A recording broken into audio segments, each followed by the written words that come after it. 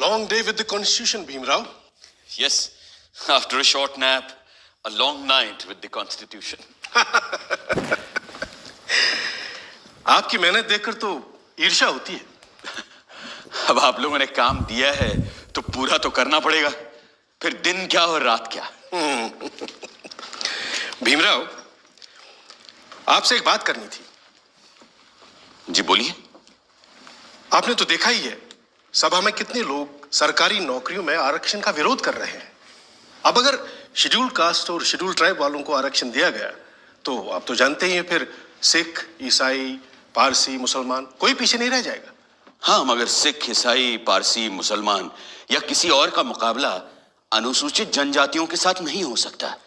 ये सारी जातियां पैसे वाली भी हैं और सोशली सिक्योर्ड भी। ठीक बात है, पर अगर एक बार आरक्षण का दरवाजा खुल गया तो देखिएगा सभी लोग अपना हक मांगेंगे और हिंदुओं के लिए सरकारी नौकरियों में जगह नहीं बचेगी, जबकि संख्या में वो सबसे ज्यादा है।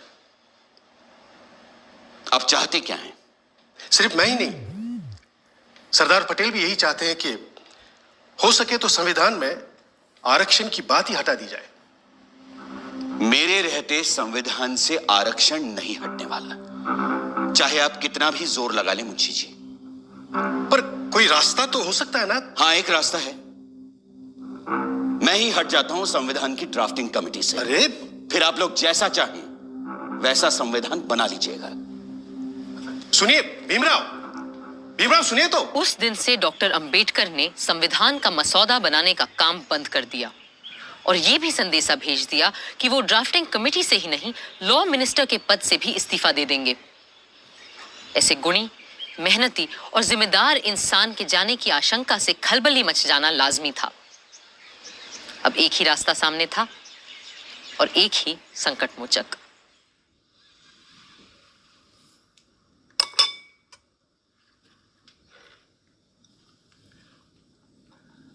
मुंशी जी की बातों से आप नाराज हो गए भीमराव?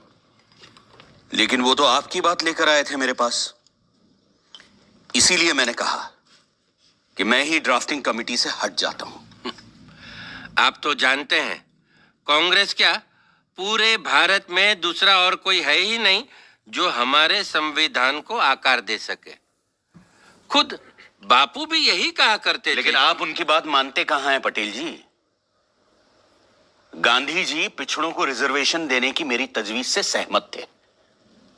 पंडित नेहरू ने तो खुद पंडित होते हुए भी यह कहा कि सदियों से हिंदुओं ने निरीह अछूतों और आदिम जातियों को बेबसी, दरिद्रता और अशिक्षा में रखा।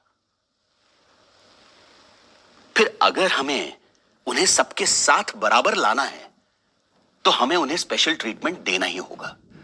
आपकी बात सही है, पर आप तो जानते हैं कि बड़े पदों पर हम मेरिट के आधार पर ही लोगों को ले पाएंगे। तो फिर क्लर्कों की नौकरी के लिए इतना बड़ा जोखिम उठाना? जोखिम? मुझे तो इसमें कोई खतरा नजर नहीं आता। खतरा यह है कि अगर हमने एक विशेष वर्ग को आरक्षण दे दिया तो बाकी के लोग भी आरक्षण की मांग करेंगे और भारत भर में जातिवाद का यह जहर फैलता जाएगा। जहर तो हमने पिया है सदियों से और फिर भी हम जिंदा हैं। रीढ़ की हड्डी तोड़ डाली आप लोगों ने हमारी, फिर भी हम लोग खड़े हैं।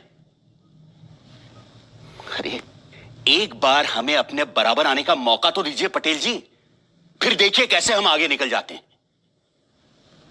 और यह काम बिना आरक्षण के नहीं होगा। अगर फिर भी मेरी बातें आपको जहरीली लग रही हैं तो मैंने अपना इस्तीफा तैयार रखा है, आप खुद लेते जाइएगा। मैं बड़ा जिद्दी आदमी हूं अंबेडकर जी, लेकिन मूर्ख नहीं हूं, किसान हूं। देखकर ही बता सकता हूं कि कौन सा बीज कल मुझे अच्छी फसल देगा।